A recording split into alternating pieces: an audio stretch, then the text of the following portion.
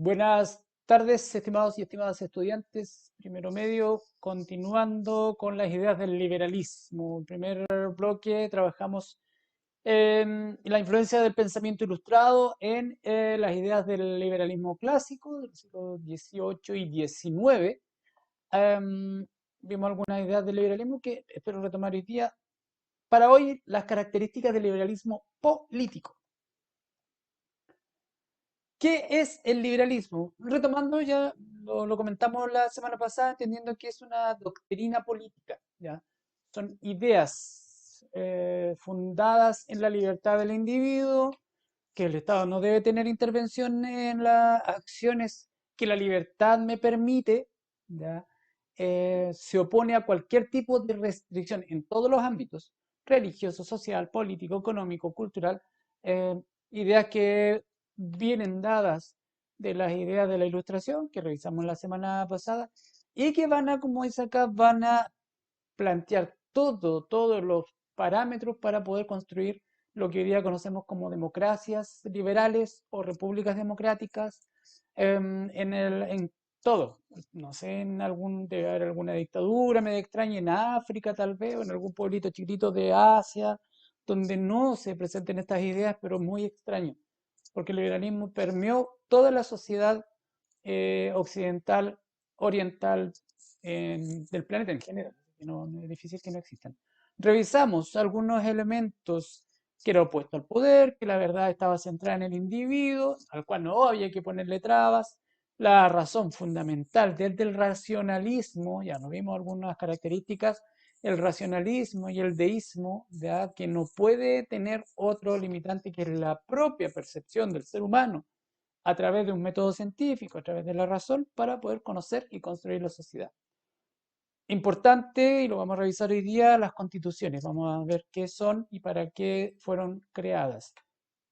Plantea que la sociedad debe basarse en algunas ideas clásicas, particularmente las que vencieron en la Revolución Francesa. Libertad, igualdad y fraternidad, que son los pilares de lo que fue la Revolución Burguesa Liberal de 1789 en Francia, pero que la burguesía como eh, más que involucrarse, se apropia de estas ideas liberales porque en el fondo los ilustrados eran burgueses que empezaron a reflexionar sobre los cuestionamientos al antiguo régimen, van a incorporar otro, que es la propiedad privada. Ya hemos hablado algo de eso en otras cápsulas, pero lo vamos a profundizar luego con el liberalismo económico. Y son las burguesías, en esta imagen del juego de la pelota, cuando el Estado ya no se separa en los estados generales después de la Revolución Francesa, niega la autoridad a la nobleza y al clero y se va el pueblo al salón de juego de la pelota para poder construir una nueva república. El liberalismo entonces como idea que ha permeado en base a la libertad del hombre toda la sociedad contemporánea. Entonces, el liberalismo político y algunas de sus características. Vamos a revisar algunas. La primera tiene que ver con un concepto que cuando se involucran los ciudadanos aparece, la soberanía popular. Cada ciudadano es soberano, ¿ya?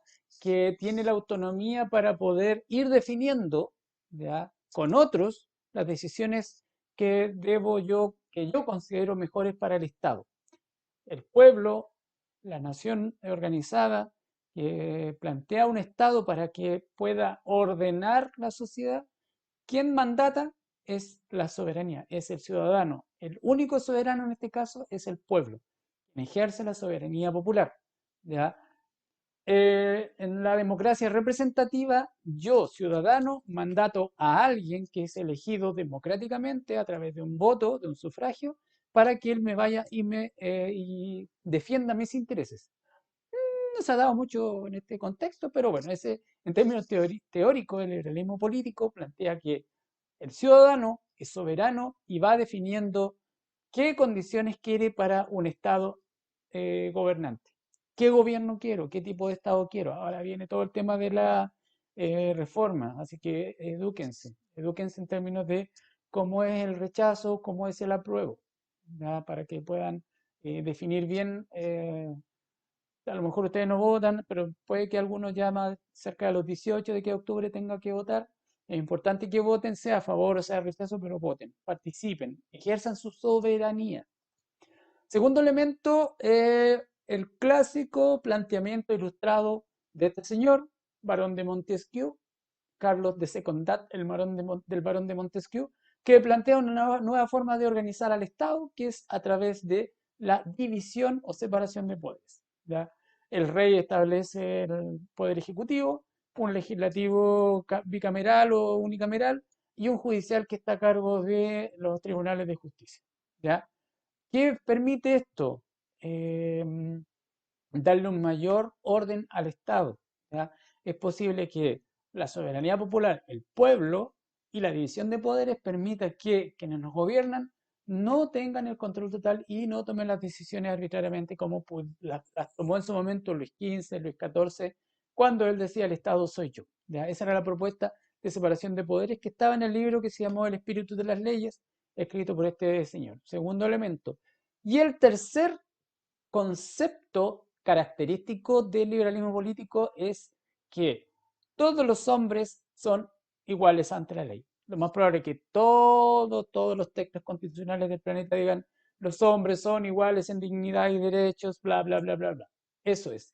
Se deja en claro que todos los individuos por derecho natural poseen atributos esenciales y cualidades que deben ser aseguradas. ¿Ya? Los ilustrados, acuérdense que hablaban de que el ser humano es bueno por naturaleza. El ser humano es bueno por naturaleza, como la sociedad lo corrompe, bueno, está en estado natural. En estado natural ejerce el derecho natural. Por ser persona, ¿ya? Tiene derechos, pero cuando se empieza a funcionar en sociedad, la sociedad corre el riesgo de que sea corrompido, por tanto tiene que organizarse para poder defender sus derechos. Derecho de propiedad, derecho a reunión, lo vamos a ver después, pero particularmente el derecho de libertad, igualdad, fraternidad y propiedad privada. La única forma de que el ciudadano pueda resguardar esos derechos es asociándose con otros y generar el Estado. Y el Estado va a garantizar este derecho, que es que todos los seres humanos son iguales ante la ley. La ley que está contenida en un documento que se llama las constituciones. ¿Ya? Las constituciones son una carta donde se reúnen los derechos y deberes de todos los ciudadanos. ¿Ya? La única forma de garantizar este derecho es a través de este documentito. Pero, ¿qué es una constitución? Pero bueno, es la norma interna más importante de un Estado de Derecho. Se dice que la constitución es la norma jurídica, escrita o no, de más alto rango en el ordenamiento jurídico de una sociedad y está destinada a regular los aspectos fundamentales de la vida política. No solamente la vida política, la vida en sociedad. La vida en sociedad es la fundamental para poder relacionarse con otros, ¿ya?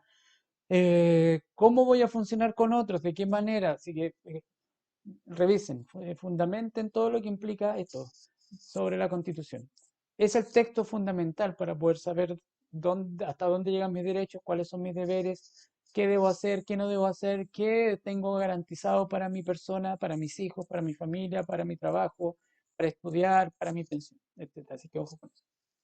En ella se determina la estructura política del Estado, ya quienes nos gobiernan, su funcionamiento, las instituciones, los órganos de poder, si hay una división de poderes o no, sus atribuciones, hasta dónde llega lo que un presidente, un ministro o alguien puede hacer, y las relaciones entre ellos, los derechos y garantías de las personas, ¿ya? El derecho a la vivienda, el derecho a la salud, y que esos derechos estén garantizados, para eso es la Constitución, y los cuerpos intermedios de la sociedad, los sistemas para hacer efectiva la supremacía constitucional y el procedimiento de reforma parcial o total de la Constitución. Este último, el procedimiento de reforma parcial. En algunos países hay referéndum o plebiscitos revocatorios. ¿Qué implica eso? Revocar es sacar a alguien de algo si es que no lo ha hecho bien. En Chile es uno de los pocos países que no tiene ese. En la Constitución no está, porque obviamente le hicieron hace los años 80, le hicieron entre cuatro paredes, dos o tres personas, y garantizando que sus propios privilegios, ¿ya? Sus propios intereses estén. Por eso es importante, creo yo, una opinión, redactar nuevamente una constitución para poder que todas las voces estén puestas en ese texto. ¿Ya? Es una opinión, no me puedo aguantar. ¿Cuáles son las expresiones del liberalismo político? El parlamentarismo, bajo la lógica de la división de poderes que planteó Montesquieu, es importante que en una sociedad hay una democracia particularmente representativa, ¿ya? Y ahí, bueno, está la división de para qué están los parlamentarios en un sistema político, en el contexto del liberalismo político, ¿ya? Es el poder legislativo en el Parlamento que tiene el poder de legislar. Legislar tiene que ver con, con las leyes, ¿ya? Para poder crear leyes, para poder darle las leyes necesarias a Chile. Se habla de que Chile es un país muy legalista, tiene millones de leyes, tiene como 20.000, 20 y tantas mil leyes.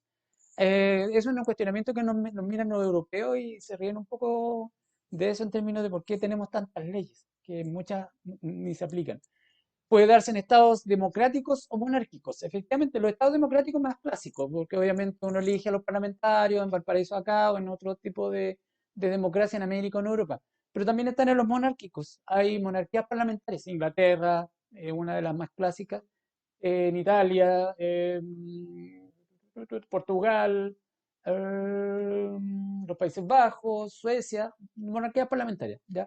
Donde el rey particularmente tiene las relaciones exteriores, tiene algunos, la Cancillería, pero quien mandata está un primer ministro, y el primer ministro hace como de presidente. Así que también, por eso el parlamentarismo es clásico. Por eso cuando le digo que el liberalismo permeó toda la sociedad, en términos políticos en el planeta, debe haber uno o dos que no lo tengan, pero casi todos los tienen. El primer país en adoptar una monarquía parlamentaria fue Inglaterra en 1689 con la redacción de Carta de Derechos. Ahí tuvo importante pie John Locke con toda su lógica en el contexto del liberalismo clásico. En Chile, el Parlamento tuvo fuerza entre 1881 y 1925, el periodo de los parlamentos, que lo vamos a revisar más adelante, donde estaba el presidente, pero tenía un mínimo poder, ¿ya? Del poder fuerte que tuvo durante la Constitución del 33, desde 1830 hasta 1861, el gobierno conservador, de 1861 hasta 1881, los gobiernos liberales, se generó tal cambio que entre el 81 y el 25 el Parlamento tuvo más poder. Hoy día vivimos en una democracia donde hay un presidencialismo casi monárquico, ¿ya? Bueno, yo creo, volviendo al tema de la Constitución, hay que ver y revisar cómo va el tema de la gobernanza en Chile. Otro elemento es el constitucionalismo, que tiene que ver, ya lo hemos revisado, con la Constitución. La Constitución va a ir limitando, como es la Carta de Derechos y Deberes, es la norma legal fundamental para un Estado, va a ir creando normas para limitar el ejercicio del poder, para ver cómo se está dando la vida en sociedad, para establecer cuáles son los derechos y las libertades de las personas. Importante este elemento, el constitucionalismo. No solamente tener la constitución, sino que velar porque esas leyes que están escritas sean efectivas. No sabe nada con tener una constitución y leyes que nadie las conoce primero, ¿ya? Y dos, que no se puedan aplicar. Y en este sentido, algunas de las características en términos del constitucionalismo es que esta constitución va a organizar la estructura de Estado. ¿A qué me refiero? O va a ser un Estado federal, similar a Argentina, México, Estados Unidos, o va a ser un Estado unitario, como es el caso de Chile, que hay un presidente, hay un Estado, hay un gobierno y hay un solo territorio. ¿Ya? No hay divisiones. En Estados Unidos hay el Estado federal porque hay estados que se unen en una federación, por eso se llaman Estados Unidos. Sí. Los Estados Unidos mexicanos, que también es una federación, Argentina igual. Chile no es un Estado unitario, una constitución, un territorio, un país, un presidente. También va a ir definiendo la organización política, ¿ya? Va a establecer los límites del poder, los años de ejercicio, cuáles son las características de este gobierno, a dónde va a llegar, qué características va a tener respecto de su ejercicio en el poder. Y obviamente va a definir cómo va a ser la separación de poderes, quién va a liderar el ejecutivo, quién va a liderar el judicial y quién va a liderar el legislativo. Y obviamente va a establecer cuáles son los derechos y deberes de las personas. Va a establecer cuáles son las garantías constitucionales. Lea la Constitución, están establecidas cuáles son las garantías que todo ciudadano tiene al ser ciudadano de un país bajo la Constitución. ¿De qué manera se regula la participación de los ciudadanos? ¿Solamente a través del voto? Hay instituciones que permiten la participación, la Junta de Vecinos, ya cómo va a ser la participación a través de las juntas de vecinos, cómo va a ser la participación a través de los clubes deportivos, también hay un espacio de desarrollo político ahí, etcétera. ¿Y cómo van a ser los espacios de representación política y popular? Ya todos estos elementos se fundamentan en lo que es uno de los pilares del liberalismo político, que es el parlamentarismo y el constitucionalismo. Hay otro elemento que es propio del liberalismo político que, como habla de los individuos, bajo la lógica que se instaura desde la Revolución Francesa en adelante, empieza a hablarse de derechos universales. Desde el liberalismo político se empiezan a reconocer derechos universales. ¿Cuáles son estos? Libertad de pensamiento. Todo ser humano tiene derecho y debe garantizar a través de las constituciones la posibilidad de pensar lo que estime conveniente, obviamente resguardando la integridad de otras personas. Derecho a la libre expresión y de prensa, ¿ya? No solamente puedo pensar para mí, sino que yo lo puedo expresar a otros y difundirlo a través de algún medio de comunicación, resguardando la integridad de otros, repito lo mismo. Me puedo reunir y puedo formar alguna organización, alguna asociación, mientras no sea una organización terrorista, media tránsfuga, pueden hacerlo. Ya también un derecho garantizado desde las constituciones, desde este liberalismo clásico. Y yo puedo ejercer la religión que estime conveniente dentro de los parámetros. ¿Ya? Hay un elemento que incorpora a los burgueses, que ya lo he repetido al cansancio, que junto con libertad, igualdad, fraternidad, la chanson de la patria y todo eso, la propiedad privada. La propiedad privada es todo el patrimonio que cualquier individuo posee y que nadie puede conculcárselo o puede quitárselo, ¿ya? Obviamente reconociendo la propiedad privada. La propiedad privada es lo que yo poseo y nadie puede intervenir sobre ella. Puedo venderlo, puedo comprarlo, puedo hacer cualquier cosa con la propiedad privada. Es importante y fundante, después lo vamos a profundizar el liberalismo económico un poco más, ¿ya? Pero importante este como gran elemento dentro del liberalismo económico. Si bien lo estamos viendo el liberalismo político, lo plantean como un derecho para después hacer ejercicio desde el mundo de la economía. A ver, si bien la Revolución Francesa y todos estos planteamientos del liberalismo político hablan de la libertad del hombre, eh, ya hay un sesgo, porque no habla de la libertad de la mujer, son los derechos del hombre y del ciudadano, no de la mujer y de la ciudadana o de todos los hombres y mujeres. Ahí hay un elemento importante a considerar. Por tanto, hay algunas cosas que se vieron durante el siglo XIX que no estaban muy claros dentro del contexto del liberalismo. Por ejemplo, el abolicionismo. ¿Ya? Los países que más defendían el liberalismo político clásico tenían comercio de esclavos y fundaban bastante su economía en el comercio de esclavos. ¿Ya? También estaba ausente las mujeres dentro de este contexto de derechos universales. Los negros, esclavos, y los afroamericanos. ¿Ya? Si bien hay un contexto de derechos universales bajo la lógica del abolicionismo que empezó a tener más fuerza durante el siglo XIX, muchos de estos negros, mujeres y afroamericanos no estaban presentes en esta lógica de los derechos. Caso es Haití, que en 1808 eh, Haití es una colonia francesa que intentó independizarse de Francia, la cuna de la libertad, la igualdad y la fraternidad, y enviaron a las tropas francesas y echaron por tierra todos los intentos independentistas de Haití, siendo colonia francesa, ustedes entenderán. ¿Ya? Bien, niños, sí, bueno, para reflexionar, tres preguntitas. Para la reflexión, la idea es que puedan asociar el pensamiento liberal con la realidad de nuestro país y el mundo, pero me interesa más el país, a modo de reflexión. Y nos vemos en la otra cápsula con liberalismo económico y burguesía.